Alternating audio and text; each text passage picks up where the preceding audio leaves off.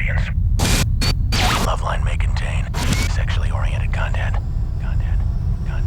Listener discretion is advised. 3, 1, go. Adam Carolla and Dr. Drew. LoveLine, coast to coast. Hey, everybody. It's LoveLine. I'm Adam Carolla. That is Dr. Drew. Phone number 1-800-LOVE-191. Dr. Drew, board-certified physician, addiction medicine specialist, everyone. Yeah, that's right. That's right. Fresh off his triumphant Oprah appearance. Of course, you caught that. Yeah, No, I'm sure you taped it, or you sat in front of the TV waiting. Tape. Yeah. Tape. Yeah.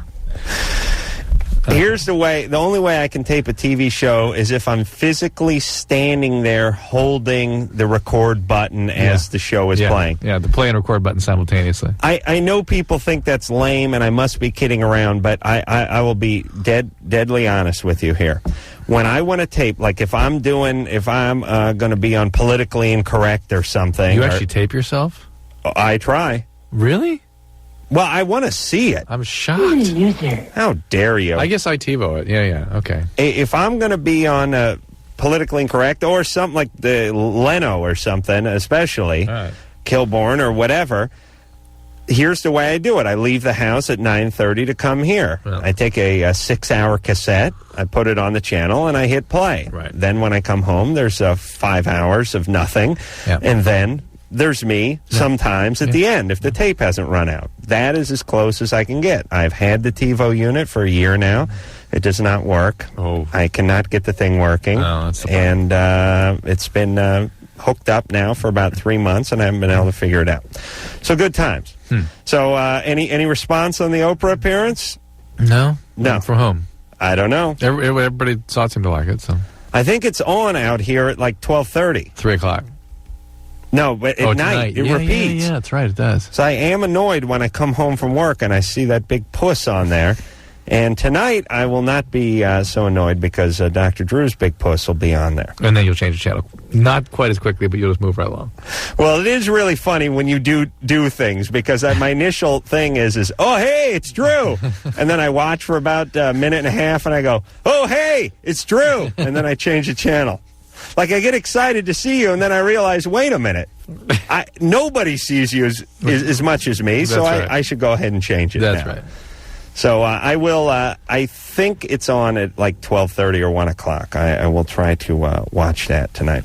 I spent the entire day in Santa Barbara at Ivan Reitman's palatial estate. What's the estate like?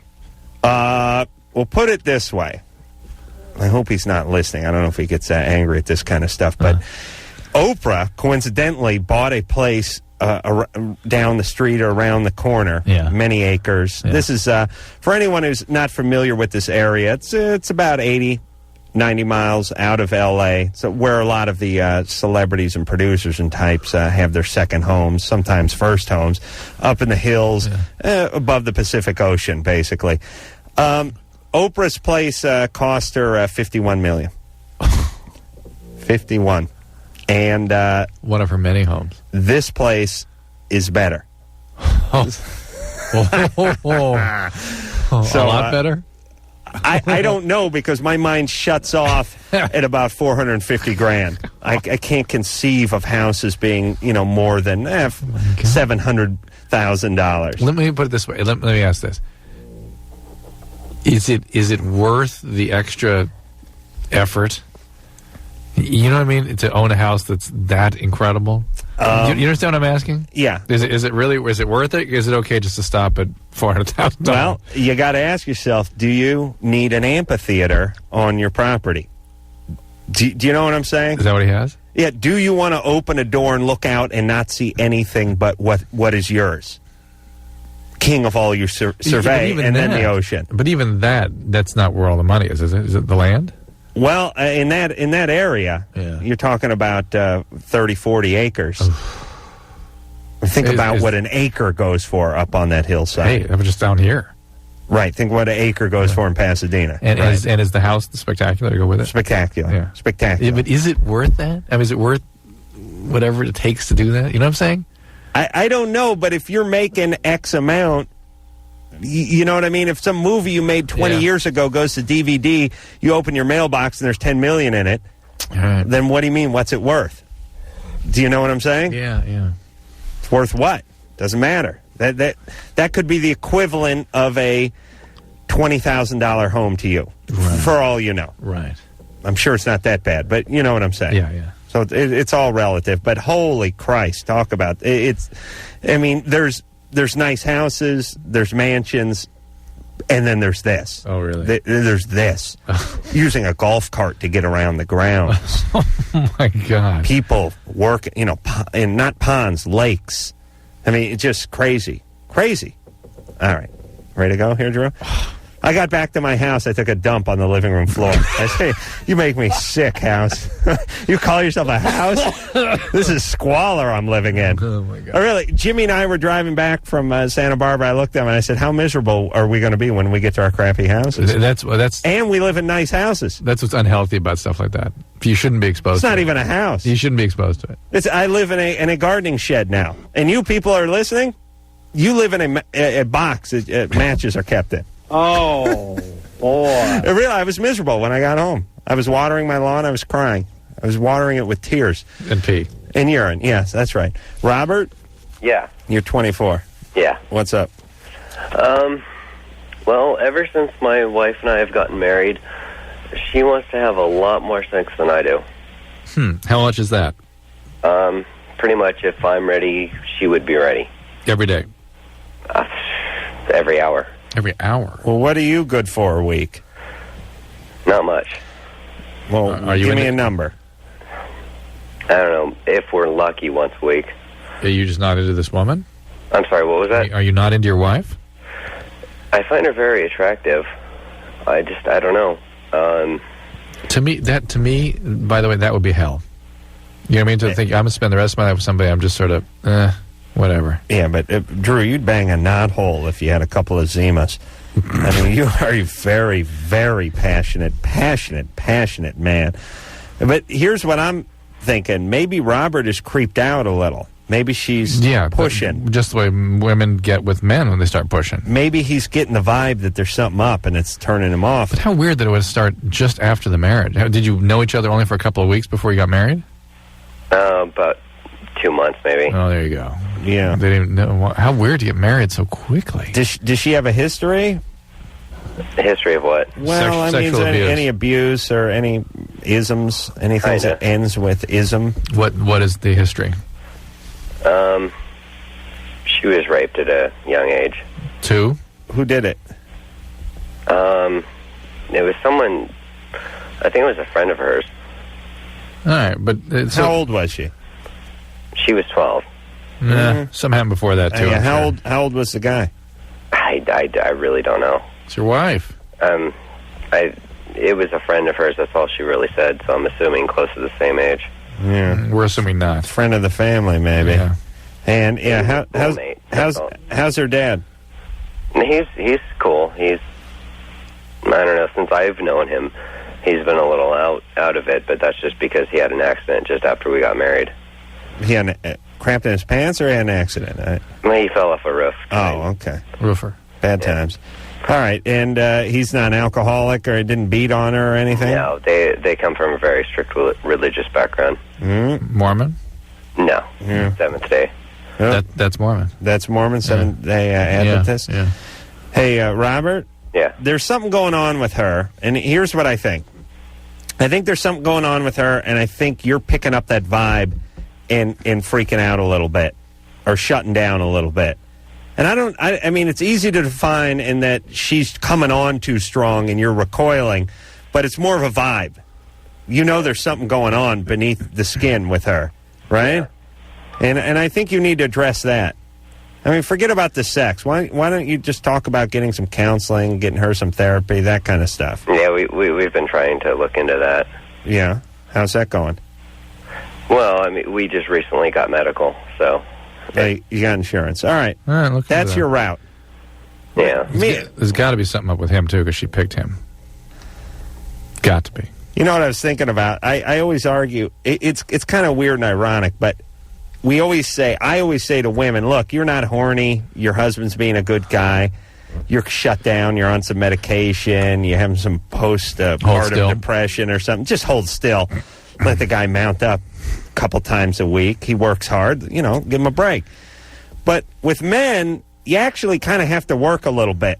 Yeah. I know this sounds like a horrible statement, but I mean, you got to get the erection and you got to move your ass up and down. Yeah. And if you're not motivated, it's going to be hard to even pull that off. Even more than I think what you're commenting on is that if a guy's not in the game, a woman's going to know it and going to be disturbed by it.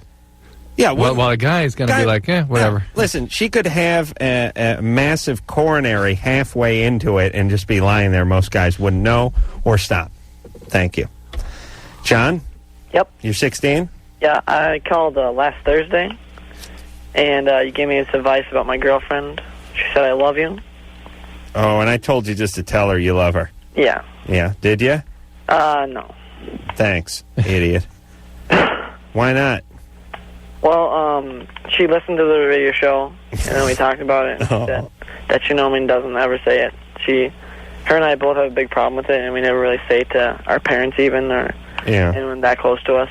Yeah, well, how long have you been going out? 3 months. 3 months, and she said I love you at what? Last Tuesday. I love you. So is you like 2.5? What's that? 2.5 months or something? No. Close to 3. Close to 3. It's been over 3, so it was last. I see. So at the 3-month mark, she says, I love you. Well, she's been out with she had a boyfriend for a year, and she never said to him. Where are we going, John? What's the point here? Let me just recap here. It turned out really well, just talking to her about it. Oh, good. Thanks for... you're welcome. But didn't she want you to say you love her after the talk? No. No, but here's what the talk was about. Still didn't give it up. Yeah, but it's how difficult it is for him to say that because it's not said in his family. And she understood that, which is a very mature thing. Right. I'm saying just start throwing it away. It doesn't have to mean that much. He doesn't know how. He can't. Well, we both listened to that, and she wasn't for that. She'd rather have him mean it. Yeah, exactly. It'll be honest as best he can. She'll be over that in and that's a couple what I was of days. really going for when I first called. And all right. So you don't love her right now? He doesn't know. No, but it does kind of corner guys who won't say I love you if you phrase it this way. So you don't love her? Well, that's what they do, right? So you don't love me? Yeah. You talking to me, Drew? I love you, yeah. You know I love you, man. Oh, dude. All right, guy. So, John? Yeah. Do you not love her? He doesn't know. I feel like I have to rescue this kid. Shut up. Would you, Drew? I'm trying to do some halfway decent radio for a change. I love you too, man. I do love her. You do love her? Yeah, but there's different stages to love, Yeah, well, casual, and then there's deep. He hasn't capitulated. Give her, tell her you love her casually. I did that. I love you light. Friday. Yeah. After. Okay, good. All right, John, you'll be fine. All right, yeah, I was just saying thanks for the direction, and it turned out really well. Good, Anytime. John. Great. This is what keeps me coming back. Yeah. Callers like John. Yeah. And my big fat paycheck that I use to buy all my exotic cars. Corey? Yes, sir. You're 21. I am. What's up? Well, I have this problem when I masturbate. Instead of lotion, I just use Icy Hot. No, you don't. I do. No, you don't. Why would you? Well, I lost a bet to a friend, and that was what happened, and I've been doing it since. No, there's no way to enforce that bet. How does he enforce that? Does he watch you do it? That time. He did? Yeah. All right. Well, who am I to pass judgment? And I was just wondering if there were any long-term effects with that. Whacking off with Icy Hot? Yeah. Well, if you ever sprain your penis, you'll be in great shape. Your rehab time will be cut almost in half. What's it feel like? Tingly? At first it's a little hot, but, Then the ice kicks in? The ice kicks in, it feels real good. Yeah. Mm-hmm. All right. It's not going to hurt you, is it? If you're not seeing any irritation, I don't know of no specific problem with it. Do you ever get any on your balls? Once. Does that hurt? No, not too bad. Okay. Think about it. All right, why don't you step up to Ben Gay or something? It's got a little more heat on it. Icy Hot's cheaper. All right. How much of that you going through a week? About half a tube. All right.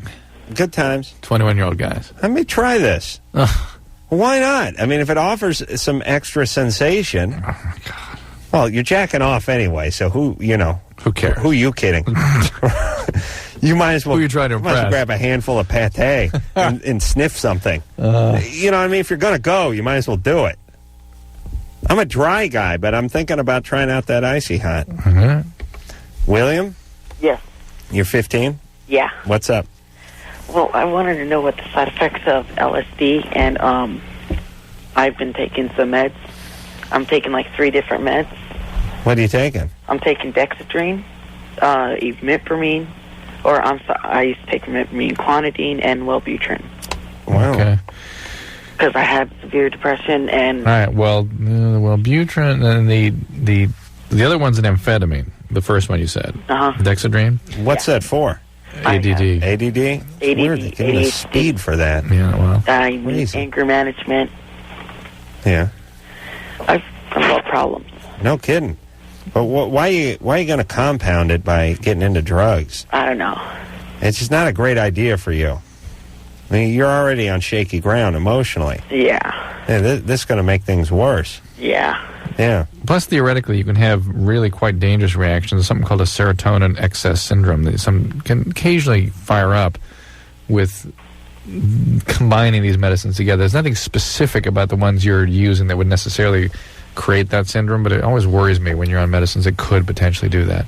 Yeah, because sometimes I'll get these weird shakes for no reason. Yeah. See, Like William, let me explain something.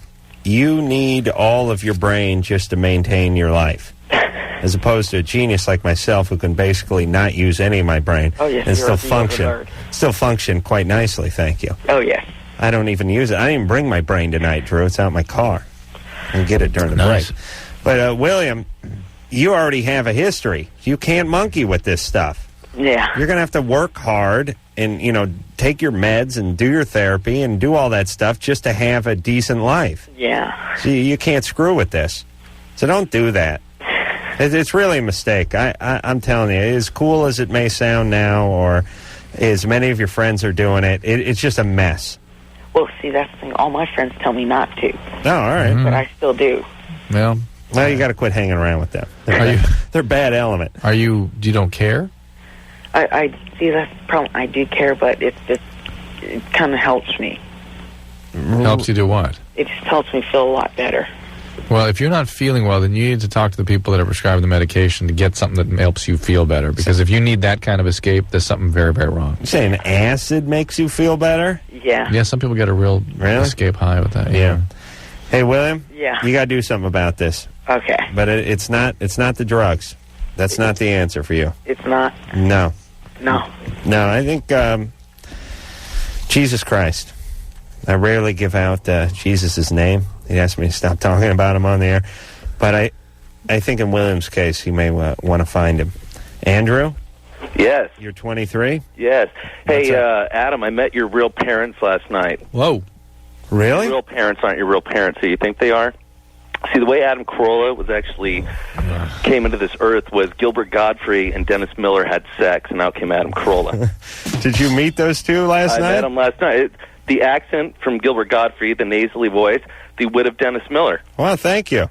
Hey, Gilbert Gottfried's actually a very funny guy. People don't give him enough credit because... As well as you are. Well, thank you, but he spends, the better part of his career doing voiceover work for toasters and smoke alarms and things like that. But he's really a funny guy. But it always kills me that when people say you look just like Gilbert Gottfried because he's he is an impish little 5-foot-tall man who will not bathe. He was on the TV show, remember? Yes. And they sat you guys together and I was like, oh, no. Thank you. Yeah. Advice for all you virgins out there that Adam should have given a long time ago. You've kind of touched upon it, but if all you virgins out there think sex is such a big deal, it's not. Anybody will tell you that. If you want to get laid and you want to get this whole thing over with, go to a place Adam Carolla has been many times. It's called Tijuana.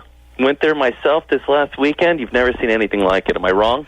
Hey, listen. You think you've been to How Tijuana? dare you, Anderson, yawn at my you should have been to Tijuana in 1981 with the donkey. Oh, my, the place was a disaster area. Oh, it's a utopia now. It's Disneyland compared to what the debauchery. The Tijuana pre-AIDS. There is a hooker every 3 feet. Of course. I ask you not. And every 2 feet, it's a guy hooker, by the way, with his junk tucked between his knees. I found out that the hard way. But all right, so you bought it. You got a hooker in Tijuana? Oh, several. How much did it cost? It's only $20, boys and girls. And what did you get? What did you get? Did you get a BJ or did you get sex? I got the whole thing. You know, it brings me to my next point. My buddy, I'm kind of worried about. Wait a minute. Let me ask you a couple of relevant questions. Let's go. Were you on Revolution Boulevard? I was in La Cahuila. I'm not sure. I wasn't too. I was kind of spun out on tequila most of the time. But... All right. So what about your buddy? Oh, listen to this. Okay, he has got severe problems.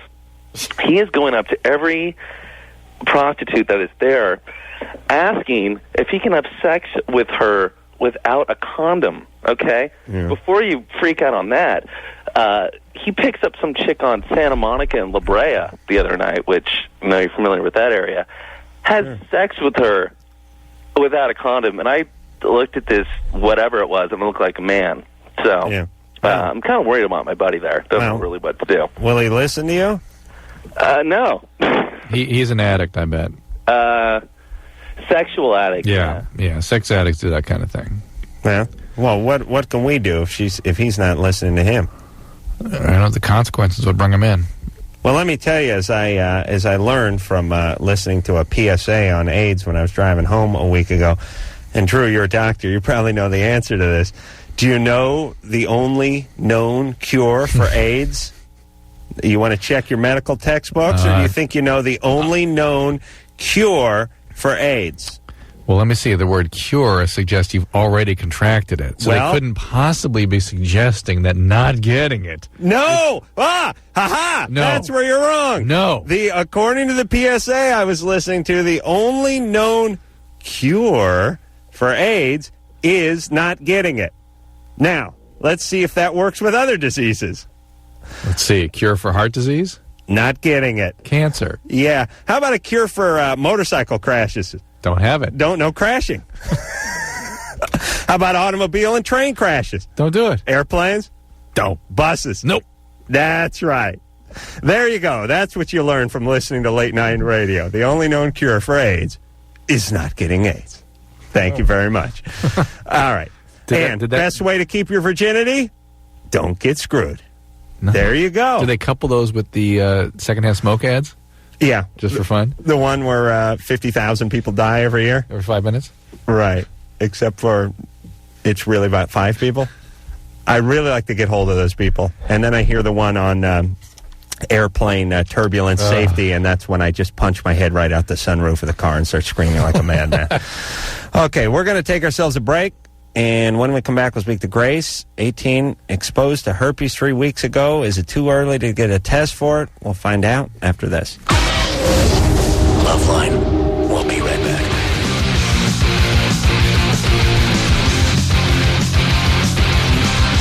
Hey, Shandala, Shandala, Shandala. I'm Adam Carolla. That is Dr. Drew over there. Shandala was the noise Frank used to make, a guy I used to work with when I installed closets with born-again Christians. He just started talking in tongue? 1989. Well, he spoke in tongues, but it was not really. Just one word. It was like he spoke in tongue. He was no Rich Little. Mexican guy with a tattoo on his neck and a teardrop tat in his eye. Shandala. Carrying around a Bible. Oh, yes. Those were the good old days. Vanessa? Uh-huh. You're 18? Yeah. Oh, wait a minute. Drew, weren't we going to talk to the herpes guy? We'll talk to him after you. Did you promote that? I've been promoting it all weekend. No, but I mean, you didn't I back-sold. Teased that. I teased. All right. Go ahead. What's back-selling? I have no idea. Oh, we just heard. Oh, okay. Sorry. Go ahead. Okay. Adam, I love you. You're incredible. Thank you. Thank you. Okay. Like last Saturday, I met this guy, and I was at a party, and we were drinking and everything, and then I ended up giving him oral sex. In where? At a party. Like. All right. You said something. You gave him oral sex in. Oh, no, I just was giving him head. And then now my tonsils are like double size. Oh, when she says now, it sounds like she says narrow. Yeah. I thought she said in a Camaro. Because I Camaro. can't talk because they're humongous. Okay, so you have an infection, all right? Uh-huh. Tonsil infection. We hope it's not chlamydia or gonorrhea, because it can be. Yeah. So how long ago was the BJ? This was on Saturday night. Right. My God. It's probably just strep something, but why don't you see They have the... like little white patches, like... Just I know, you had tonsillitis. Oh. And What did the BJ have to do with that? Well, because I just thought that it was from giving him head. No, I know. I know. I'm asking Drew, though. It could, gonorrhea and chlamydia can look like that.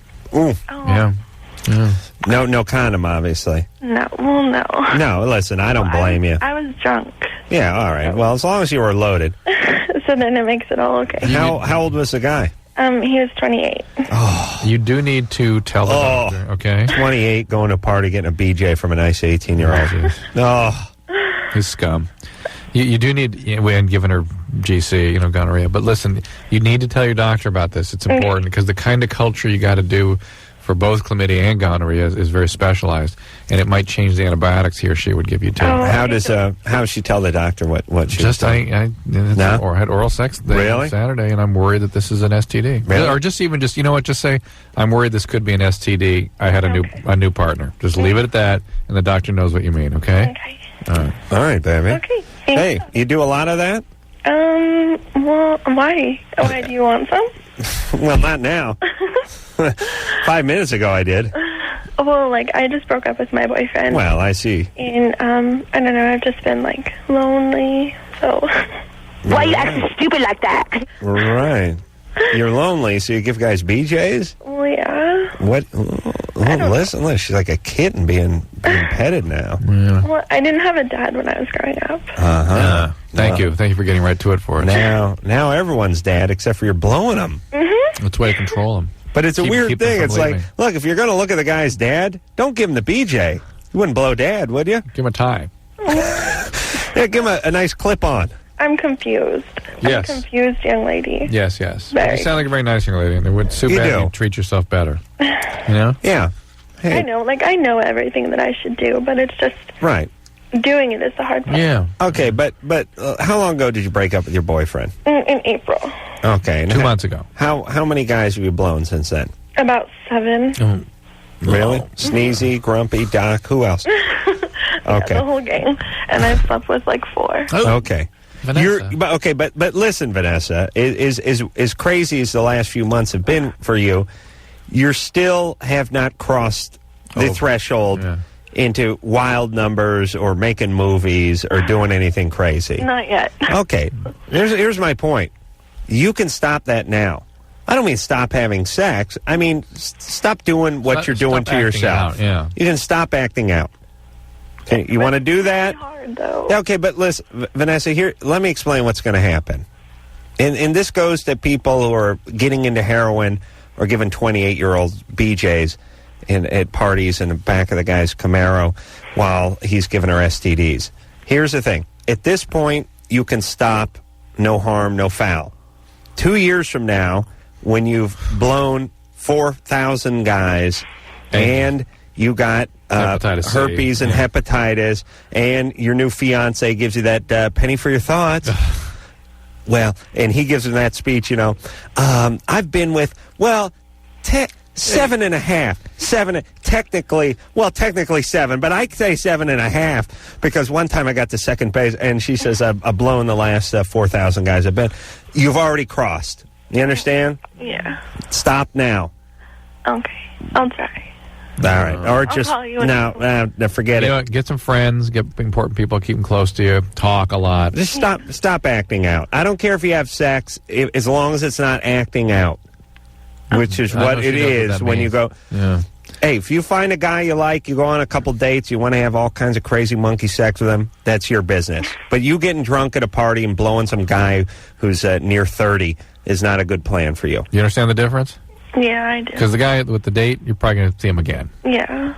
Okay? And he's probably somebody has some concern for you as a person. Listen, your dad left. Okay? Right. Big deal. Everyone's dad leaves who calls this show. It's hard because I'm I can't find any guys that like want to actually like go out on. Well, a date. look, but you're not looking for those guys. Well, why should they go? They're getting a BJ in the parking lot of the restaurant. Because I'm kind of overweight, so. Okay, listen.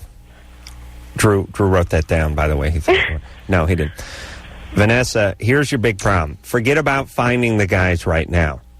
You've had plenty of guys in the last few months. You've had 3 years worth of guys in the last 3 months. You can track their attention. No problem. You can give anyone a BJ. Give a cigar. Congratulations. A wooden Indian out front of a cigar store. You could get to come. You understand? Now relax. It's not all about guys and what they're going to do for you and how they're going to fix you and how they're going to make you whole. You got to fix that. You got to work on that. That's you. That's not them. Stop looking for them. I was thinking today I was going to ask you if you're doing any work with your therapist, or you're still BSing him. Thank you. Oh, this is nice. I thought you were sleeping. But obviously you are doing a little bit of work. No. You started talking finally to your therapist, huh? No. You talking about the masturbation? How dare you? Oh, I guess not. My therapist could be listening, Drew. No, I don't talk about such things. I told you I can't. Such things. I beg your pardon. Such things. Such improprieties. In the company of strangers? Oh. How dare you? Never mind, you talk about it to millions of people on the radio every night. Millions. You beat off? Listen, Drew, I've told you why I do not talk to my therapist about masturbating. Because I cannot talk about masturbating without masturbating. And if he wants me to beat off right there in the office. Plus, it takes that full hour to discuss the Laker game. How Laker's been playing. How dare you? I've not been discussing anything of any relevance or importance with my therapist. I've not even been going the last few weeks because I've been having to work all those days. Grace? Hi. I had sex with someone 5 weeks ago, and I heard from all his friends that he has herpes. Did you say 5 weeks ago? Yeah, like a month and a half ago or like 2 months ago, around then. Unprotected sex? No, it was protected, but I heard you can get it even though you're wearing a condom. But I had oral sex with him too. No condom. With no condom on the oral sex. You didn't see any breakout or anything like that? No, I didn't. They're less likely to be contagious if there's no breakout. Oh, okay. And I also have a question about it. Like, I got tested, though, 3 weeks ago. Yeah. For what? For everything. I just went in for, a general, and, I just got everything tested, HIV and everything. They can't really test for the herpes, though. Not without an outbreak. They got to see something. Yeah. Oh. But it's all right. You don't have anything. Then nothing to see, right? Right. And they can culture. A lot of women don't know that they have herpes, and they will do cultures. And yeah, they did a culture. Yeah, it was negative? Well, I think so, because she never called me back. She told me that if I don't hear from her. Well, maybe you're dying, and she didn't know how to get the words together. The place we got to worry about actually is your mouth. You've not had any outbreak around the mouth? No. All right, relax. Hold on. I told her about that. But about HIV, though, like HIV, you know how it could show up 6 months after, even though you got tested before? Yeah. Is herpes like that too? Not so much. Herpes, most will have something within 2 to 4 weeks. You're and fine. That's pretty much it. Hey, if you get herpes, you have no outbreak, you've never had an outbreak, but somehow you've contracted it, they can culture that? No, it's more that you've had an outbreak but didn't know it. I see. But what woman's going to... I mean, I know a woman's got a lot of inside parts. Oh, the women commonly can be just on the cervix, and they just get, they think they're having a bad period. Or that it's on the cervix. Yeah, or they think that they're just having, they just think they're kind of sick. They got a urine infection. They think they have a yeast infection. It can masquerade at all sorts of things. That herpes way up there? Yeah. Oh, bad times. Jay? Yeah. You're 25. Yeah. What's up? I had a question for Dr. Drew. Well, for you too, Adam. But I've been smoking pot. Well, I recently quit, but I've been smoking pot, since I was 12 or 13 years old. In the last, 8 or 10 years, really heavy smoker. And I quit in January, and I always had a really great memory. People say that pot really affects your memory. I didn't really have any of that kind of problem. People tell me their phone number, I'd remember it right away. But when I quit smoking, I lost my memory, basically. Like the first couple of days, I forgot how to drive a car. I was like, Well, you're detoxing, though. That'll take a few weeks. Uh-huh. And still, I haven't quite got my memory back. Like, I forgot how to play the guitar, I forgot all sorts of things. Hold on, maybe you just thought you know how to play because you were baked. I thought that. Well, what's interesting is something called state-dependent learning. So maybe you learned those things when you were high. Well, yeah, I mean, I definitely started smoking before I started. I know, like, I'm almost a professional caliber jazz drummer when I'm stoned. That I know, but I can't play at all when I'm not. But the memory issue is more about new learning. In other words, when somebody now tells you a phone number, do you have any trouble remembering them? Yeah, I can't remember it as well, or I don't seem to retain it as well. All right, the other thing is you usually will get depressed for the 6 months after you stop smoking pot. Is that starting to happen to you? No, not really. I kind of wish I could smoke. But I can't. Are you doing something else? No. Taking any other drugs or no. alcohol? Drew, haven't we heard this? Yeah, I drink, but I don't. Like, I used to drink a lot more, and I used to do a lot more drugs just in general. And no, I don't drink. I mean, I you haven't stepped anything. Whatever, you haven't stepped anything else up to replace the pot. Haven't we heard this before? Yeah, but it's usually people who are getting memory problems when they stop. That's why they stop. They're getting frustrated with the fact they can't remember stuff. All right. So, what's his problem? It's good. Here's the good news about pot is this. In my experience, the vast majority of these symptoms get better, but it will take at least 6 months. Where is the part of the country where people learn to say That's right, yeah. Where's that? 7th grade. Oh, is Which it? is when he started smoking pot. Interesting. Yeah. Because we do hear that about every sixth caller. We hear the So my kids say that.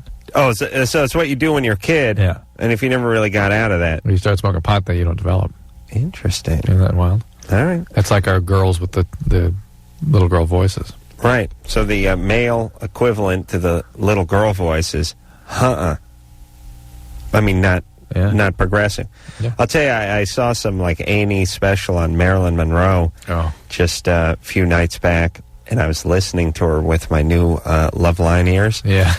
And I was, watching her sing Happy Birthday to Mr. President, and just multi-interviews and movie parts, and I realized, oh my God, somebody did something awful to that poor woman. Yeah. And for a while. Yeah. I mean, you listen, go back, watch a movie, or better yet, because you could, you could chalk that up to acting, but watch just an interview or something with Marilyn Monroe. Listen to her voice, and then listen to the type of people we're talking about on this show, and you'll realize, wow. That's where we got off on the wrong foot in terms of understanding these people. It became, look how sexy she is. Right, instead of just an abuse victim. Yeah. All right, should we go kill ourselves? No, let's have some more nuts. Okay. Yeah. Remember, guys, all good-looking women have been raped. We'll be back. Hello? Is this LoveLine? Call 1-800-LOVE-191. Adam and Dr. Drew will be right back. Hi, this is Chris from The Living End, and you're listening to LoveLine with Adam Carolla and Dr. Drew. Don't touch that dial. All right. It's LoveLine. I'm Adam. Hey, that's Drew. Just like the guy said. Phone number, 1-800-LOVE-191. Who's on here tomorrow? The Cult will be in here tomorrow. That is a good band, and I think they're back. So we'll talk to those guys tomorrow. There you go. That's the Cult. Where's that real signature Cult sound? There it is. Now you know it's the Cult. All right, we'll talk to them tomorrow. Weren't they in here a few years ago? I thought it was a few months ago. Like 8 months ago, 10 months ago? A year ago? I don't know. Ask Ann when the Cult was in. Anderson, you remember about a year ago? Yeah. Jamie? Yeah? You're 39. What's up? I knew I was physically abused as a child and beaten and battered left and right, but it wasn't until I had a small procedure done at the gynecologist that I found out that I was sexually mutilated. What do you mean you found out? Where were you when that happened? I had a cyst that needed to be lanced. No. Why didn't you know you had been? As far as I have no memory of it whatsoever. I always felt that my mother never crossed that line. But mother? Yeah, my mother. She was psychotic, drugs, the whole works. Was she? So she was the one perpetrating the abuse? Yes. Oh. Physical abuse? Physical, mental, and I always thought that there was this little line she never crossed that was sexual. So that you never remembered any kind of sexual abuse from her? None. How about none any of her? whatsoever. How about her drug addict friends? Well, no, she stuck to prescription drugs, and she was very paranoid, so she isolated herself. She drove my father away, my brother away, got everybody out of the house, so it was just her and me. And all I can think of is that she did this mutilation when I was a baby. What is they noticed? According to the gynecologist, there were straight-line scars all over my vaginal area, and there was a large purplish area that looked like a permanent bruise, and I could identify that because I have been kicked down there by my mother. But the doctor started asking me questions about did you have any surgeries that you know of? How come nobody picked this up before? Because when I started seeing gynecologists, I never had to shave, but because they were dealing with a cyst, I had to shave the area for them to drain the cyst. A Bartholin cyst? Huh? Something like a Bartholin cyst, or? Actually, it turned out to be not as crucial. I do my own draining, as you know, Drew, so I can't identify is what with you this. do. Thank you. Lance and drain. Okay, so anyway, the area had to be shaved, so that's the first time somebody saw the scar. Okay, that makes sense. Okay. All right, so what's the question? Yeah, good times. Yeah, Mom's nuts. Okay. Is Mom dead? Yeah. Oh, good. I was quite happy to plant her, as a matter of fact. That's great. Plant her. I would have loved to have been there and watch you deliver that eulogy. No, I actually had nothing to say. Neither did my brother. It turned out he was abused as a child, too. Shocking. And how have your relationships been? Well, I haven't had that many relationships, but I did, until I married my husband, I did fixate on older men. Yeah. All right. Seeing that my father was out of the picture. Do you have kids of your own? No. Good times. I don't think I'm able to have children. I miscarry before the first trimester is through. Oh, interesting. Do you think that could be a product of the abuse? Do you have warts, or do you need any cervical procedures or anything? Well, there were a lot. For a very, very young child, I had a lot of vaginal infections related to unclean. All right. If I remember right, the first trimester is more the genetic disorders of the developing fetus, while the second, third is the cervical competency. Jamie, as you know, I'm a big fan of denial. Your mom's a horrible person that abused you horribly. This may have been something that she caused, or maybe it wasn't. I mean, I don't know. I don't know if there's some sort of a vaginal pathologist who could figure this out. Is that your question? Well, basically, the way the doctor described it, it looked like somebody took a razor blade to my private area. Very nice. Is that it? What's your question about that, though? Well, I was something of an nymphomaniac. As soon as I became sexually aware, I didn't have that many partners, but I was sex obsessed. But that could be just the abuse of, But what's the question still? Well, since this has happened, my sexual desire has gone to nothing. Since what has happened? They found the scars? I'm sorry? Since they found the scarring? Since they found the scarring. It was so severe that the doctor even wanted to find out if my husband had done this, because he was ready to report him for abuse. All right. And you don't have any kind of multiple personality or anything like that? No. I'm... Okay. Listen, I'm sure when you got this report, it drudged up a lot of feelings. Yeah. And for women, that's what sex is about, feelings, and it shut you down for a while. You'll be back on that horse. Also, perfectly normal, perfectly healthy. Of course. Also, for women who've been through what she's been through, we were just talking about it last night, you get into that manic hyper sex time, and then you have those dormant periods. Right. She may be entering that. Yeah, I'm also interested in how you talk about women's connection with their feelings and sex. You say it with outrage, outlandish. How dare you? How dare they? Sex is about feelings, right? Can you imagine that? It could be it's connected to the news, I'm sure. You're right. Not the scarring, because you're having plenty good sex before you knew about it. I wonder if she did that to herself, because sometimes people that are badly abused will cut on themselves, and that's a place they cut. Kimberly? Yes? Well, don't freak around. You're 22. What's up? Yeah, good evening. Thank you for taking my call. Thank you for calling the show. My problem is that I had a second trimester abortion about 4 years ago. Why? I just couldn't have it. I didn't want to have it. Wait, hold on a second, Drew. We got to go to break. But what is this? Is the next call someone got an M80 put in their vagina? Okay, all right. I'm going nuts here. So all these women with these crazy vaginal problems. Well, take some guy got his door caught in a blender or something, for Christ's sake. Damien, enough with the vaginal mutilations. Bring me down. Tara, easy with all the vag stuff. Who knows what goes on in the old vagina, the old vagina, the old vagina. I'm about ready to sprout a vagina, and it's not gonna be in good shape either. We'll take a little break. We'll wrap up with Kimberly, and then we'll get to some good penis questions after this.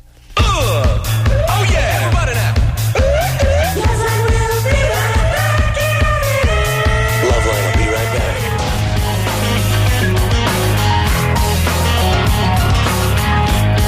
Howdy, everybody. It's LoveLine. I'm Adam. That's Drew. The Colt is going to be in here tomorrow night for all you Colt fans. Phone number 1-800-LOVE-191. Let's hop back. And you don't want to finish up that last one?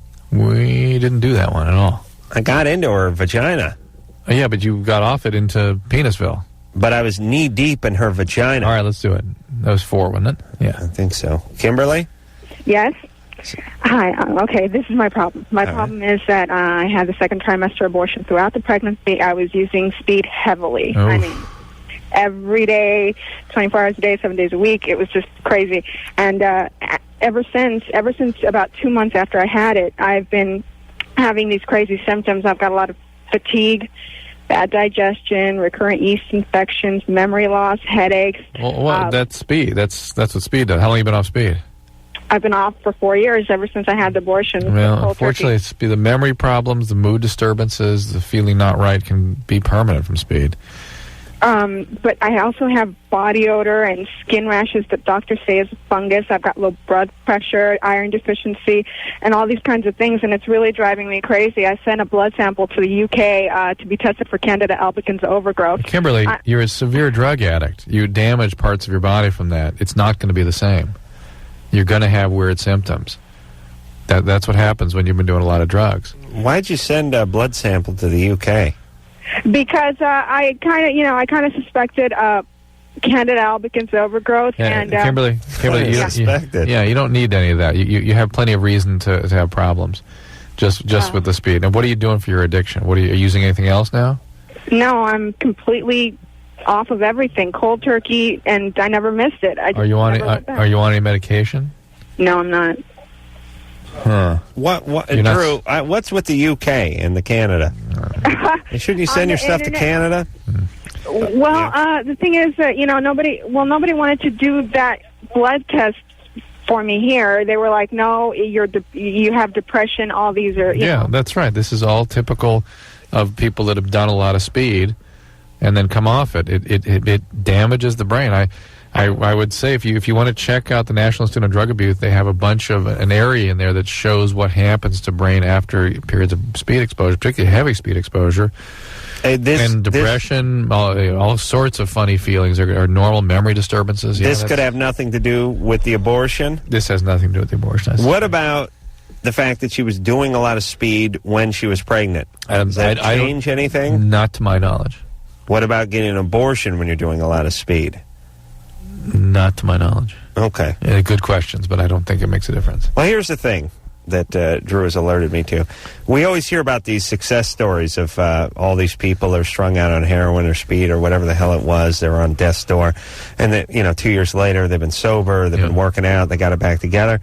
And that does happen, but sometimes people don't snap back. Oh, you got to understand. There are 3 drugs in which you will not snap back. Ecstasy, speed, and LSD. Really? I didn't know speed was in there. You got to do a lot of it, though. You got to do a lot of speed.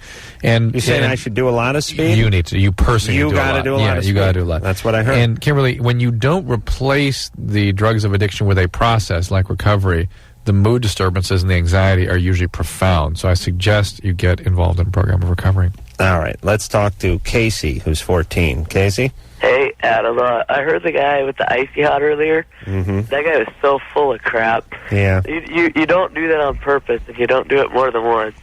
Dude, that hurts so bad. It does. Putting the icy hot on the penis, huh? That guy was so full of crap. What happened to you? Well, I was playing. I was at a baseball game and my arm hurt, and I used it with my left hand to get it on my right arm, and I went to the bathroom, and it burned for like half an hour. Was it icy hot? Yeah, it was icy hot. Yeah.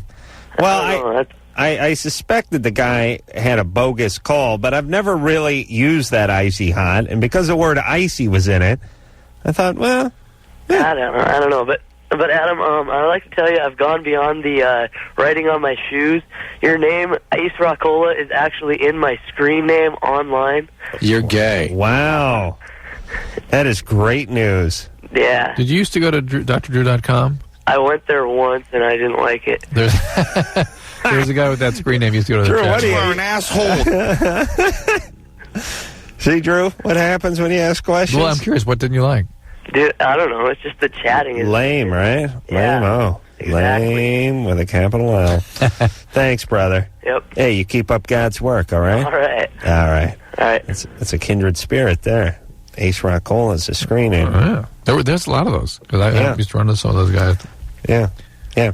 You know what's funny is, I don't know, it just popped in my head, but remember it was about 5 years ago, somebody had bought the name like AdamCarolla.com. Yeah.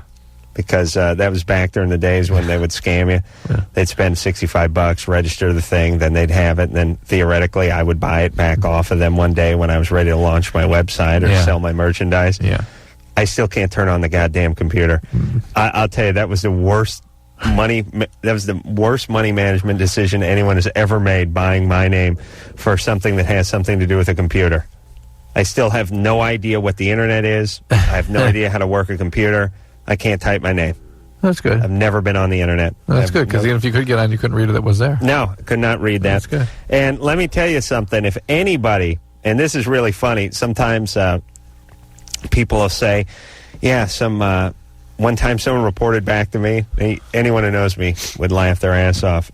Some guy was doing the was on like the X Show website, which is amazingly canceled. No. Hey. Well, you ripped them off. Of course, now they're going to... Sure. Yeah. Sure, that's right. I remember when the Man Show came out, everyone said, what about the X Show? Everyone said, what about the Happy Hour? What about all these other shows? And what was my answer, Drew? You'll see. We'll see. Yeah. Oh, and the Man Show's going for its 4th episode coming up next. So 4th season coming up next year. But, wild coincidence. But somebody said some guy named Adam Carolla got on the website, the X Show website, and they were sure it was me. Yeah. No way. No way. No way. No way. This guy was typing in all sorts of crap. Typing. Typing. Sounded just like Adam Carolla. We're sure it was him. Yeah. Drew, you knowing me. You have an ironclad alibi in me. No way. Right. As No a way. doctor. No way. No way. Thank you. Lori, Yeah. you're 20. What's up? Well, I was raped 5 years ago, back when I was a freshman in high school. Good times. No, not really. Oh, okay. But, and just, I used to have nightmares about it, but just here, since I've hit, like, the 5th year, they've gotten really bad, and I just don't know how to get rid of them. How did you deal with this when it happened? Well, when it happened, my mother put me in counseling, and I was put on Prozac for a while, and pretty much isolated from all my friends. And You isolated yourself? No, my mother isolated me. Why? Because, well, I lived in a real small town in Arkansas, and, I mean, it happened on a Saturday night. Everybody found out about it by Sunday morning, and it did a lot of damage to me, and my mother, I think she really couldn't handle it. You were 15? Uh-huh. Why does you being raped do damage to you in terms of your ability to feel ashamed of yourself? Small town and people. Wait a minute. Why you were a victim of a violent crime? Why should the town come down on you? Yeah, well, I mean, they did. I mean, pretty much everybody saw it was my fault, and I was the one that wanted it, and the guy got his... You've got to be kidding me. No, the guy... No, listen, that's her interpretation of it. No, listen. Go ahead. Okay, the guy bought his way out of it and everything. I mean, my town, there's only like 1,500 people in it. I mean, his cousin was the sheriff, and whatnot. So he pretty much bought his way out of it, and so I never really had closure from it. How old was the guy? 20. And what happened? Well, I was spending the night at a friend's house, and we thought, hey, we're going to be cool and sneak out to these older guys' party or whatever. And I mean, I liked him, and I thought I could trust him or whatever. And we ended up drinking. I drank, I don't even know how much Everclear, and got really drunk. And I mean, I can remember everything that happened that night. I mean, just saying no and everything else. And how old were you again? 15. So he held you down and hold a knife to you or something? No, he was bigger than me. Right. I mean, I'm not very big. So the next day you told your mom. Well, actually, our moms were looking for us that night because they came in, like her mom came into the room to tell us something, and we weren't there, and called my mom, and my mom knew exactly, she's like, I know exactly where they are. And like right after it happened, my mother showed up. I had blood all over me, and my mom showed up. Blood? Yeah. What happened? I mean, I have a huge scar on the inside of my vaginal wall from where he forced himself in, because it was my first time and everything. Oh my God. Yeah. So okay, so you brought charges up against the guy. Mm-hmm. Had you ever been victimized before that? No, I wasn't. Never. And what happened? How did he buy his way out of it? I mean, he pretty much just said, had all of his friends up there going against me and saying no. She was the one that was saying, yeah, I want it. And I mean, in the town, it depended on how much money you had to see where things would go. You know what I'm saying? What do you mean, how much money he had? I mean, the people that had the most money, they could get anybody to believe them. Why? Just the way small Arkansas hick towns are. Did they pay them? Did he pay the jury? It never got to court or anything. I mean, everything was just dropped before it could get anywhere. He paid the judge? I don't know what happened. I mean, we were never called to court about it or nothing. I mean, my mother did what she could. I mean, we had thousands and thousands of dollars worth of hospital bills that, why didn't, and the medical records weren't brought into the court? They were, but they also looked at my blood alcohol level, which was 4 times the legal limit, and they were trying to pin it on my mom, saying she wasn't taking care of me or whatever because I was a minor. And well, there's something to that. I mean, it was a real horrible ordeal. How did your mom know where to look? Well, because she knew I liked the guy, and and I was like, oh, that's where that's where his friends live, and they party or whatever. All right. My mom has a photographic memory. She remembered where they lived. Okay. Where's your dad? I've never known my dad. All right. Does your mom drink a little bit, too? No, she doesn't. All right. She has heart problems, so she can't. Dad did, though. I guess. I don't know. My stepdad drinks a lot. Oh, okay. He drinks and smokes a lot. Bad times. Yeah. All right, so now you're looking for what? Should I go back to counseling? Yes. Oh, yeah. Because, it's just, used to I'd have nightmares about it, and I wouldn't remember. Laura has a ton going on here. A ton. Just dealing with the alcoholic stepdad, the abandoning father. Those two things by themselves enough to get back and do a little work. Yeah. But now with all the trauma and you have to move. Do you have friends now? Well, I moved in with my mom's younger sister back that summer, my freshman year, because I got a job in Texas at an amusement park, and I've just stayed here, and I've got great friends down here. At 15, you got a job at an amusement park?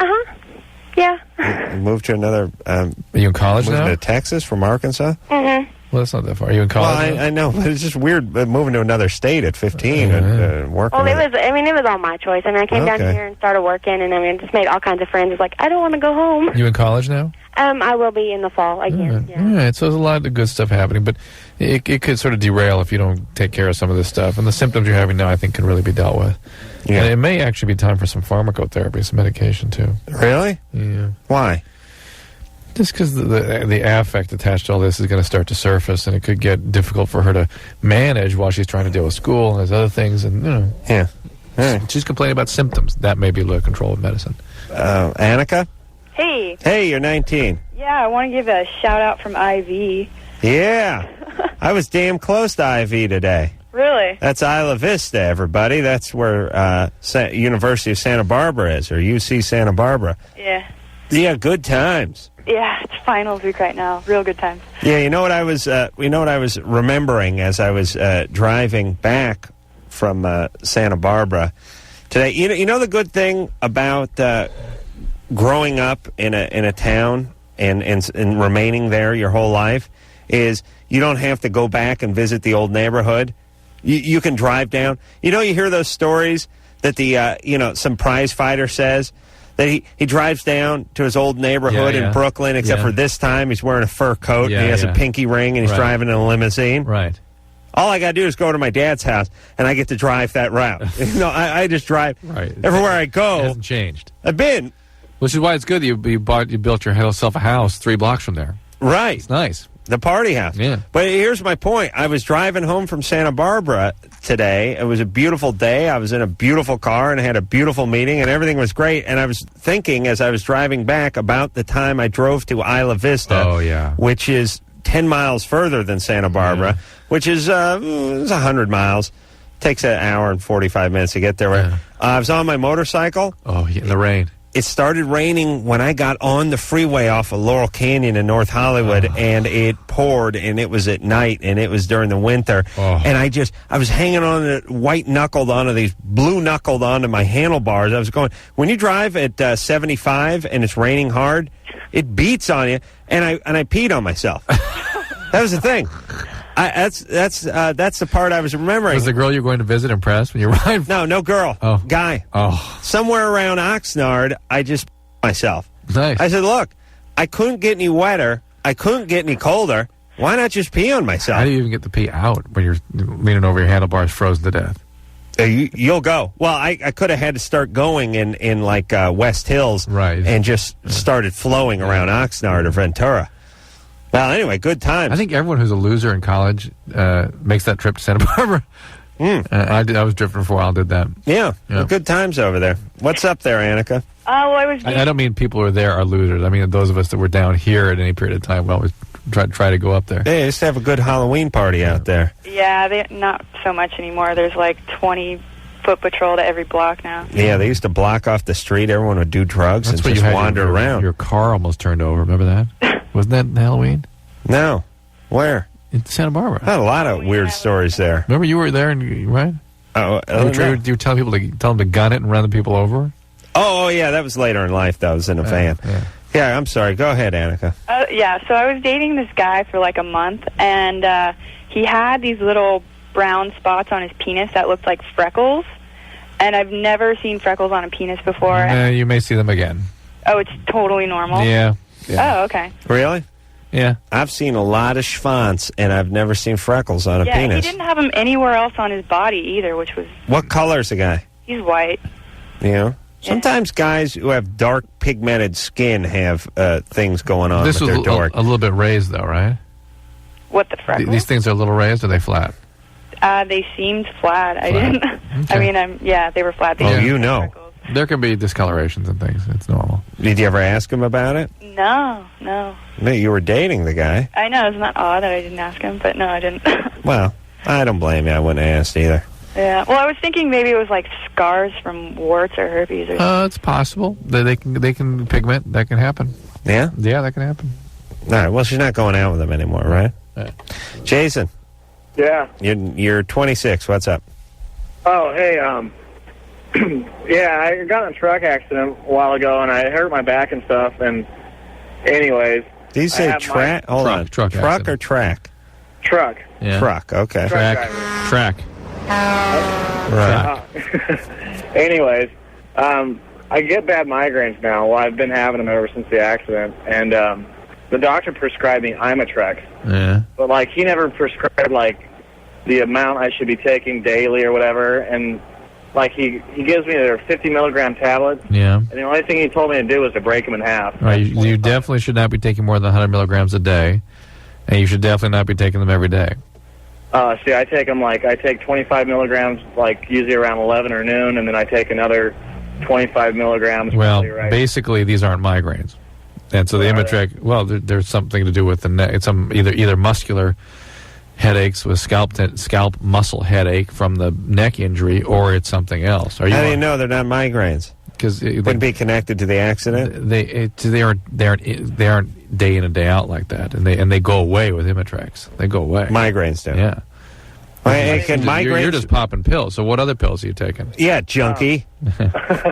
Darvocet. Yeah, there you go. That's why you have the headaches and back pain. Well, I take a half of Darvocet with the Imitrex, and he said Imitrex, ibuprofen, or Motrin 500 or Motrin 800s, and then the Darvocets, and I could take he says I can take them all together because they're, I guess in the same family. How much Darvocet are you taking a day?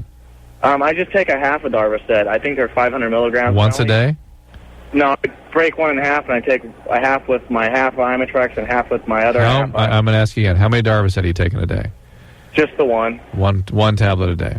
Just one full tablet a day. All right, but he doesn't. The Imitrex can start giving you headaches too if you use too much of it. So just you need to get evaluated by somebody. Hey, can you get migraines from an accident? Not really. Not really. No, not classic migraines. You get headaches, bad headaches.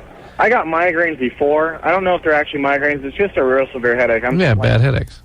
Right, but I mean, I don't know. It's just he never told me don't take more than this. All right, I'm telling you, don't take more than 100 milligrams a day. But I think taking it every day is way too much, and you really don't even have a migraine. So the use of Imitrex is sort of questionable here. You get strung out on that stuff? Headaches can have multiple causes, and these medicines like Imitrex can be useful even without classic migraines. But I've seen people get, with this kind of thing, he's treading water. He doesn't have a good treatment plan. No easier thing for your body to produce than a headache if it wants something, too. Oh, yes. I mean, that's the easiest one that can sum it up. That's absolutely what happens. And the withdrawal from the medicines cause headache. Right. So you got the pain reward mechanism and the withdrawal. John? Yes. How you doing? Good. You're 38. What's up? Yeah. I have this problem with I am very large. Mm-hmm. And my other half is having a problem taking the whole thing. Is that your balls, or are you talking about... No, you're talking about your wife? Yeah, my wife. I see. I was By the other half, you mean? Yeah, so usually sometimes when I talk about my other half, I'm talking about my balls. I see. Oh, well, no, I'm not talking about my balls. I see. And what do you measure in at? About 10 and a half. I'm a big boy. Boy. I'm a real big boy. Yeah, hold on a second there, John. We got to take a break, but we're going to get back with this, all right? Okay. All right. He's checking people out now. By the way, I'd love that my penis was so big I didn't have to sweat that other half inch.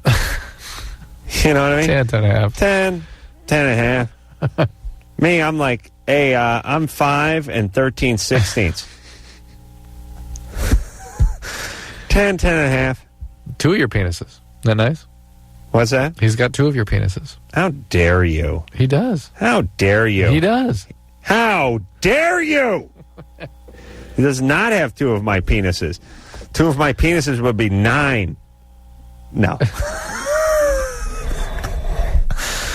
No, 2 of my penises would be 12.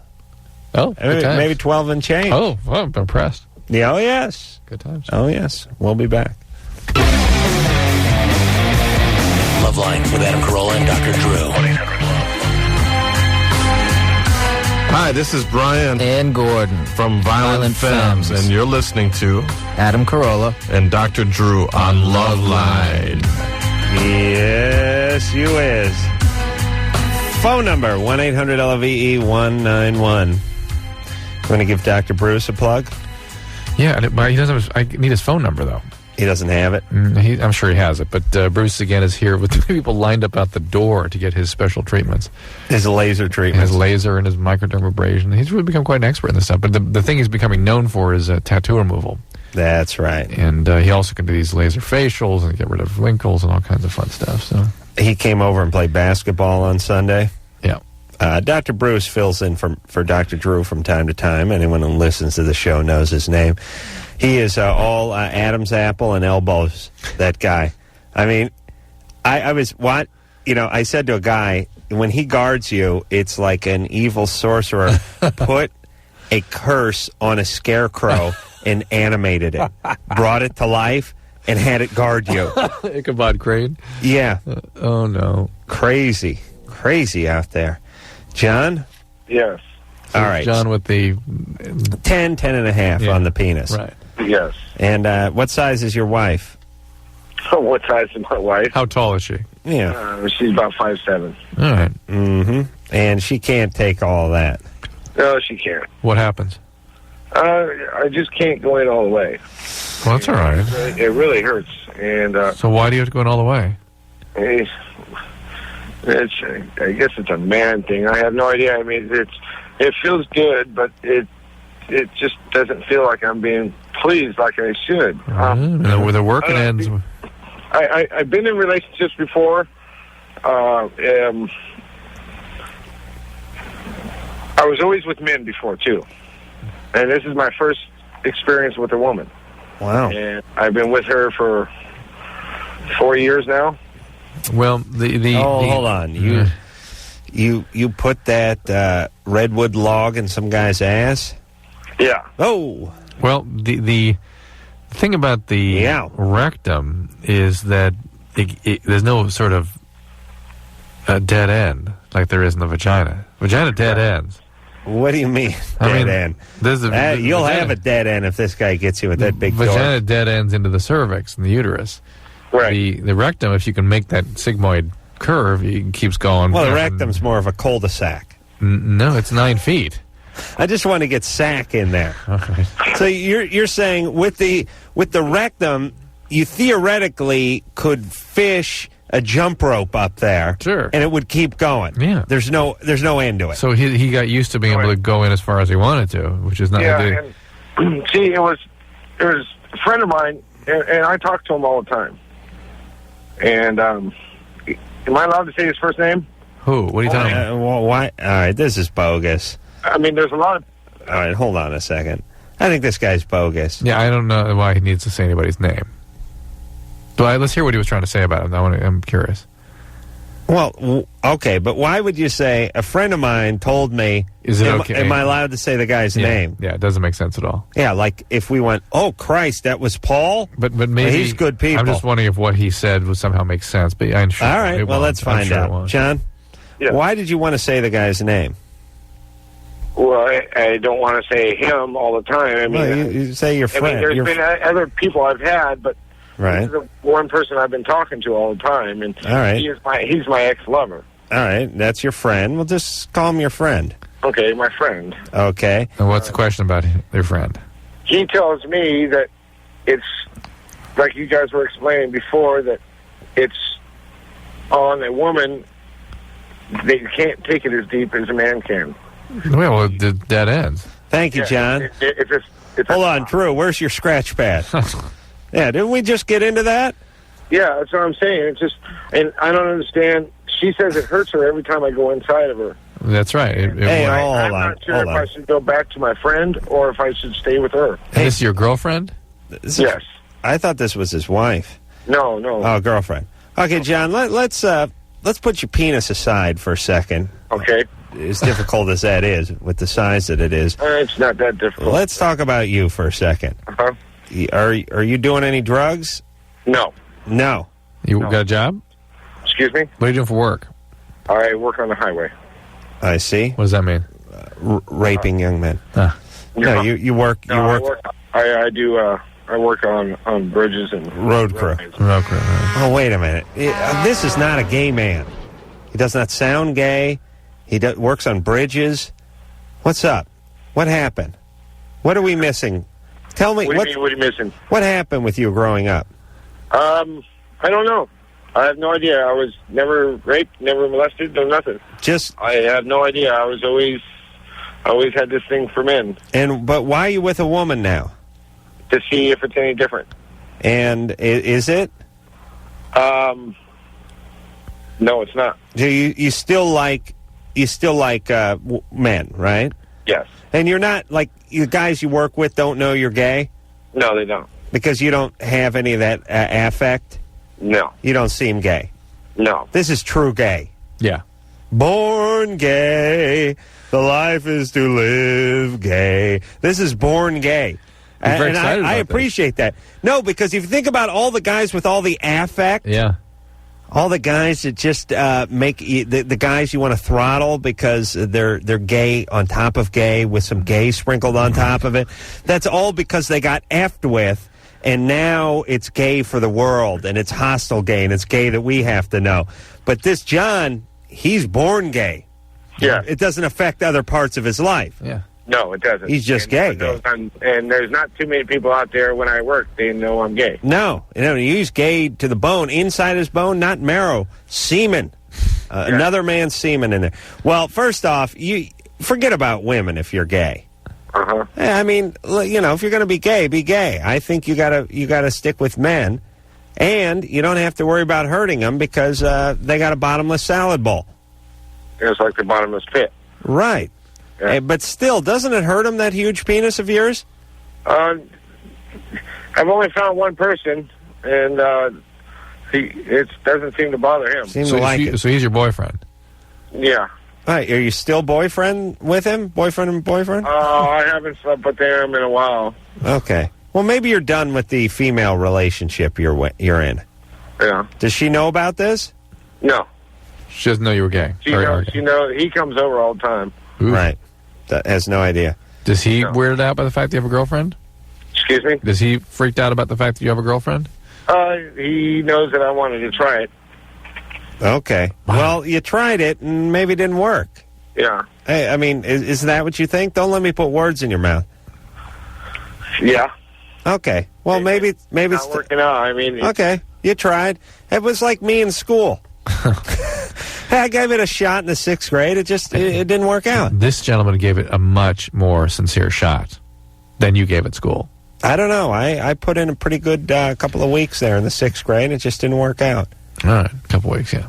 Right, so he's gay. Yeah. Yeah. You seem fascinated by this guy. Well, this is the gay man you've been looking for. Yeah. Yeah, this is the one. I don't know, though. He's pretty big. Yeah, well, I like to start with a smaller penis and work my way up to that. You could use these graduated... graduated butt plugs? Yeah. Okay. And this is the guy. This is the one that can do construction with you and hang. He's a gay guy. He is a real gay. Yeah. Adam, this is it. No wonder you're so intrigued by this guy. Not that pain in the ass guy who sounds like he's from France or England, but he's born in Van Nuys. For so many years. Oh, Jimmy's got to watch this out. makes me hate the affected gays more. Hey, Chris? Yeah. You're 15. What's up? Yeah, I recently have a new girlfriend, right? Yeah. She's 15 also. And, I found out that she, tried to, kill herself recently. Uh-huh. Well, not recently, but before I was with her. All right. Hey there? Yeah, we're listening. And I don't know kind of like how to deal with it. How to like Well, how long ago did she try to kill herself? I think last year. Okay. All right. She is on medication? I don't think so. She's following with her doctors?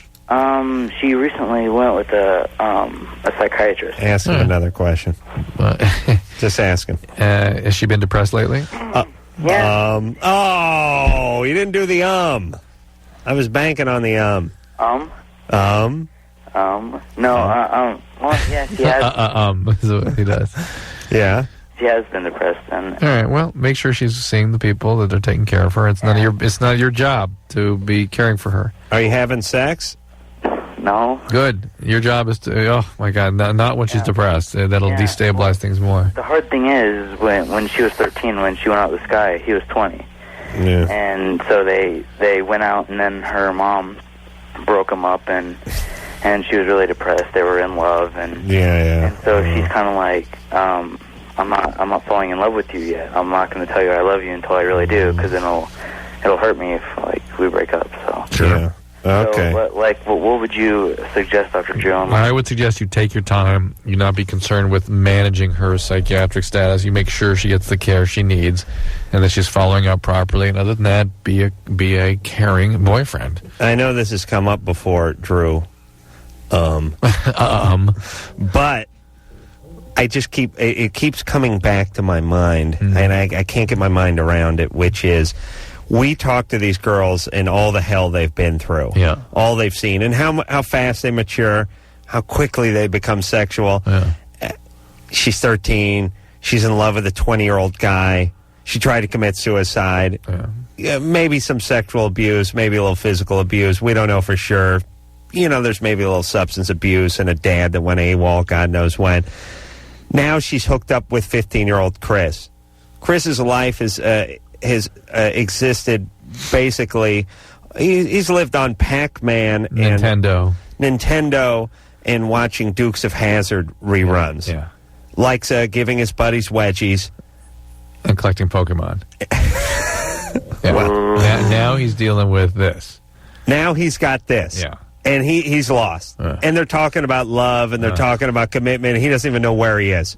I mean, you'd rather have a chipmunk perform brain surgery on you than have this poor guy deal with this baggage known as his 15-year-old girlfriend. Well, and just think about the fact that his penis just turned on too. He just became interested in all this about a year or so ago. He's horny. Yeah. He's producing sperm. He's in love, and he's got a handful.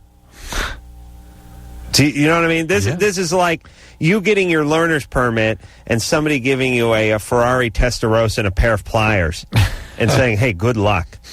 Yeah. You got to keep it up. You got to work. It's all yours. Just whatever. How long before the guy just wrapped it around a telephone pole? Yeah. No time. Right. I mean, what do you do? What do you tell this guy? Don't do it. No, just don't get it. Don't. He's going with her. I know. Don't wherever try to she goes. She's going to suck him in and then pull him into this crazy universe. I know. And he'll have no defense. Yeah, but think how many people go through relationships like that. Wouldn't it be easier for him to just get in a ring with Tyson? Oh, yeah. Yeah, just get it over with. Right. Yeah. Okay. We'll take a little break. We'll be back. LoveLine will be right back. LoveLine will be right back. LoveLine will be right back. Hey, everybody. It's LoveLine. Engineer Anderson is going to find the Airplane Turbulence public service announcement. Because let me say something, everyone. I got to be quite honest with you all. It's my job to take your calls and try to help you and do that every night. No, it's my job, the helping. Oh, yeah, that's right. It's Drew's job. It's part of my job.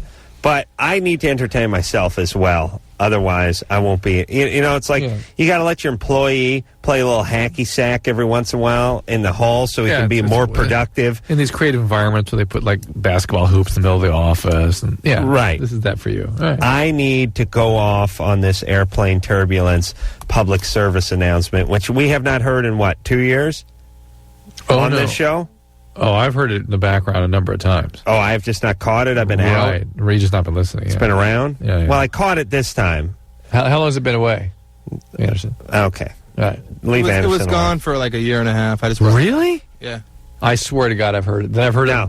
It's been gone. Has there been a different one? A different Airplane Turbulence? I just brought it back like a month ago. A month ago. All right. Well, there you go. All right. Now, do you have it, Anderson? Because I would like to critique this for a second. Please, we're not going to help anyone. First of all, let's just guess how much money was spent developing this thing. I don't know. I don't care. But what they do... But your tax dollars go into crap like this. Right. Well, it doesn't matter whether it was a nickel or $5 million. It's too much. Here's the point. The scary thing is probably more than the $5 million. No, it is not. To produce a public service announcement... And then do they pay to put them out? Well, the stations have to do it. They have to play a certain amount of these things. Here's the deal. In order to keep your FCC license, you have to play a certain amount of these public service announcements. These are things that are put together by different organizations in order to sort of better the community that the radio station serves. And that's great. They're talking about AIDS. And, of course, the only cure for AIDS is what? A cure? Yes. Don't get it. Not getting the AIDS. Right. So there's brilliant little aphorisms like that. But they come out with them, and some make sense. Now, I would like to just yell, hey, listen, all you mongoloids, stop breeding. That would be my PSA, and let's get that morning after pill going. But no, they want to talk about airplane turbulence, which, to my knowledge, is not a big social problem in this country. Drew, are you aware if anyone's ever been injured? Everyone close your eyes. Here's what I'd like you to do. Well, when you go on planes, they usually don't give you any instruction about... Oh, no. I was on a flight just the other week where they mentioned something about a seatbelt, Drew. You're wrong. A what? See, it's called a seatbelt. Yeah, she talked into that thing that with the speakers in the PA cabin. System, PA system. She said something about a seatbelt. Seatbelt? It's this thing that, you know what you have in your car? Or it goes around your lap? Oh. They got that in airplanes, The too. thing you shut the door, it goes across. That's right. They don't talk about it much.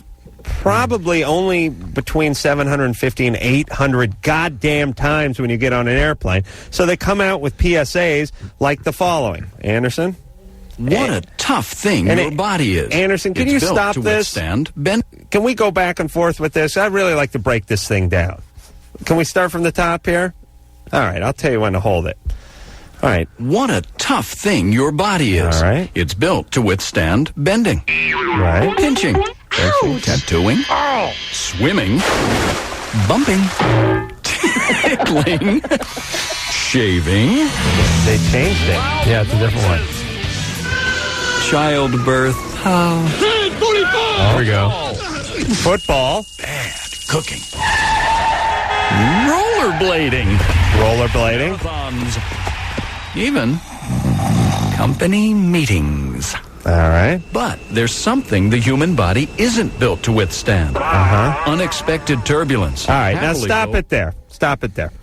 Now, let me just shoot a hole in this PSA premise, which is, and I would like to talk to the mother effers that make this thing, because I guarantee there are more injuries in football, Pop Warner High School, college, junior college, and at the pro level. I guarantee that there are 1,000 injuries for every one injury caused by airplane turbulence in just football. So you bring up the goddamn thing that causes more injuries than the thing you're going to warn us about? Yeah. In your example? How about rollerblading? What kind of son of tard are you? Yeah. I guarantee that if you combine football and rollerblading, it would dwarf the amount of injuries that happen during airplane turbulence. Infinitesimal. Infinitesimal. Yeah. Why is that in your example? Why? Why in your example? Yeah. Why put two things? Why not just put motor vehicle accidents? Yeah. You're meant to withstand motor vehicle accidents. Or auto versus pedestrian. Why not cancer? Yeah, cancer. Why not just put the goddamn cancer in there, or heart disease, everybody? Okay, so now everyone close your eyes and think about anyone you've ever known has been injured via airplane turbulence. Okay, now I'm gonna expand that. Anybody you've heard of, any celebrity, any dignitary, any public figure, here's a good example. Pro athletes. Los Angeles Lakers flying back and forth to Philadelphia. Baseball teams play 85 games a year on the road. Millions and millions and millions of miles logged every year by professional athletes. Is there ever heard of one of them who could not make the game because of turbulence? As opposed to the injuries they incur while playing the games, such as football. Yes. Half of the Philadelphia 76ers are not playing in the series because of injuries, not because of our airplane turbulence. And yes, get around playoff time in the football season. Check the roster out. Should we hear the rest of this? See how many of them are related to airplane turbulence. But let's go ahead, Anderson. Happily, though, planes are built to withstand that really well. All you have to do is wear your safety belt the entire flight. Hold on. What is this new? Wait, no, they changed the name. I am confused. Safety belt. Safety belt. What is it was this a seat belt. What is this new innovation? How come it's never been brought out when I was on the airplane? I've never heard tale of this. How would you use it? I'll tell you what, I spend my entire flight in a lotus position, upside down on my seat, drinking, and I've never been told otherwise. Never had anybody. There's no goddamn light that comes. What about that noise that the pilot kicks the thing on and off? The pilot said you can take your seatbelt off, but go back to your seat. Does he have to explain to them what to do? He must. Safety belt. Keep going, Anderson. This is where your taxpayer dollars are going, everybody. So next time you fly, stay buckled up the whole time. Because after all, turbulence happens, and you're just not built for it. No. This message is a public service of this state. No, everyone knows that being jostled in a padded seat is far worse than being blindsided by 270-pound linebackers blitzing or running into a lamppost when you're rollerblading. Yeah. Of course. That is the worst goddamn PSA I've ever heard in my life. And the only thing worse than that is the 50,000 people who die every year from secondhand smoke. I would like to get those two people who constructed those PSAs to get together and have a class action lawsuit against them on behalf of radio stations and their consumers. We could be spending more time on airport laptop computer theft, after all. That is the other PSA that drives me through the effing roof. Please, I don't know who these groups are. Is there some lobby group for turbulence? What is going on? Is that the biggest fish we have to fry in this country? Airplane turbulence. We got junkies. We got school shootings. We got unemployment. We got we got domestic abuse. That's all we can talk about. And laptop theft at the airport with McGruff. Oh, wait till I'm in charge. Wait till I'm in charge. Okay, I'm going to pee. Me too. We'll be back. Hello, this is your radio. LoveLine will be right back. Hey. Yeah? LoveLine? Hey, Yeah. for those of you that are interested in Dr. Bruce and the tattoo removal and the skin rejuvenation, the wrinkle removal system he's got, it's 888-340-7... Good times. 888-340-7790. He's L.A.-based. For those of you around the country, this is Los Angeles. In other words, 888-340-7... Let me get another fart. 888-340-7790. That stinks, too. Come on. That's psychosomatic. Oh, no. No. You heard the sound and you're reacting. That was a placebo fart. You're a doctor. All right. So until next time. Colt tomorrow night, everyone. This is Adam Carolla for Dr. Drew saying mahalo. Born gay. The life is to live gay.